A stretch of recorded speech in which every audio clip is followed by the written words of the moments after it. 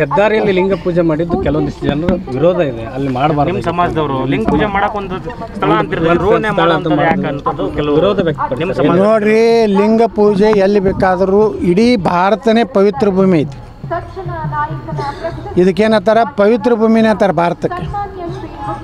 ಅದಕ್ಕೇನು ಅದೇ ಜಾಗ ಲಿಂಗ ಪೂಜೆಗೇನು ಇಲ್ಲ, ಎಲ್ಲಿಯೂ ಬರ್ದಲ್ಲ. ಎಲ್ಲಿ ಬೇಕಾದಲ್ಲಿ ನಮಾಜ್ ಮಾಡ್ಲಿಕ್ಕೆ ಬರ್ತದೆ ಅಂದ್ರೆ ಎಲ್ಲಿ ಬೇಕಾದ್ರೆ ಲಿಂಗ ಪೂಜೆ ಮಾಡಕ್ಕೆ ಬರೋದಿಲ್ಲ. ನಮಾಜ್ ಎಲ್ಲಿ ಬೇಕಾದಲ್ಲಿ ಮಾಡ್ಲಿಕ್ಕೆ ಬರ್ತದಂದ್ರೆ ರೈಲ್ವೆ ಹೊಂಟಿರ್ತೈತೆ ನಮಾಜ್ ಮಾಡ್ತಾರೆ, ರೋಡ್ ಮ್ಯಾಗ ಮಾಡ್ತಾರೆ, ಫುಟ್ಪಾತ್ ಮ್ಯಾಗ ಮಾಡ್ತಾರೆ. ಲಿಂಗ ಪೂಜೆ ಮಾಡ್ಕೊಳ್ಳಿಕ್ಕೆ ಲಿಂಗ ಪೂಜೆ ಮಾಡೋದ್ರಿಂದ ಆ ಏನು ಭೂಮಿ ಇದೆ ಅದನ್ನು ಪವಿತ್ರ ಮಾಡ್ದಂಗೆ. ಆ ಲಿಂಗವನ್ನು ಇಟ್ಕೊಂಡು ಅದರ ಮ್ಯಾಗ ಹಾಕೋಂಥ ನೀರು ಪತ್ರ ಏನು ಬೀಳ್ತದಲ್ಲ ಅದು ಭೂಮಿ ಪವಿತ್ರ ಆಗ್ತದೆ ಹೊರತು ಕೆಲವೊಂದು ಮಂದಿ ಅದಾರ ರೀ ಅಪೂರ್ಣ ಆಗೈತೆ ರಾಮ ಮಂದಿರ ಮಾಡಬಾರ್ದು ಅನ್ನೋರು ಅದಾರ.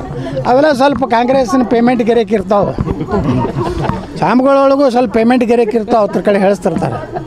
ಅದಕ್ಕೇನು ಭಾಳ ಯಾಕಂದ್ರೆ ಕೆಲವೊಂದು ಸ್ವಾಮಿಗಳು ಹಿಂಗೆ ಅದ್ರ ಬರೀ ಹೈ ಲೆವೆಲ್ದವ್ರು ಕರೆಸಿ ಸನ್ಮಾನ ಮಾಡ್ತಾರೆ. ಅವ್ರು ಮಾಜಿ ಮುಖ್ಯಮಂತ್ರಿ ಮಗನ ಹೊಗಳೋದು ಆ ಸ್ವಾಮಿಗಳು ಹೈ ಲೆವೆಲ್. ಅವರು ಏನು ಲಿಂಗಾಯತರಿಗೆ ದೊಡ್ಡ ಕಾಲೇಜ್ ಕಟ್ಟಾರೆ, ಎಷ್ಟು ಲಿಂಗಾಯತ ಪುಕ್ಕಟ್ ಬಡವರಿಗೆ ಬಡ ಲಿಂಗಾಯತರಿಗೆ ಪುಕ್ಕಟ್ ಸೀಟ್ ಕೊಟ್ಟಾರಿ. ಇಂಜಿನಿಯರಿಂಗ್ ಎಟ್ಟು ಕೊಟ್ಟಾರ, ಮೆಡಿಕಲ್ ಎಟ್ಟು ಕೊಟ್ಟುವುದಿಲ್ಲ. ಯಾರ ಕಡೆ ಕೆಲಸ ಆಗ್ತಿರ್ತೀವಿ ಅವ್ನ ಕರೆ ಸನ್ಮಾನ ಮಾಡ್ತಾರೆ, ಕೆಲಸ ತೊಗೋತಾರೆ ಅಂಥ ಸ್ವಾಮಿಗಳೆಲ್ಲ. ಈಗ ನಾವು ಹೋಗ್ಲಾಕತ್ತೀವಿ, ಇವರೆಲ್ಲ ಜನರ ಪರವಾಗಿ ಹೋರಾಟ ಮಾಡೋಂಥ ಸ್ವಾಮಿಗಳು. ಜನಸಾಮಾನ್ಯರ ಜೋಡ ಇರೋರು ಕೂಡಲ ಸಂಗಮ ಸ್ವಾಮಿಗಳು. ಇವತ್ತಿನ ಇಲ್ಲೇನು ಬಂದಿವಲ್ಲ ತುಂಗಾರತಿಗೆ, ಇವ್ರು ಪ್ರಾರಂಭ ಮಾಡಿದ್ರು.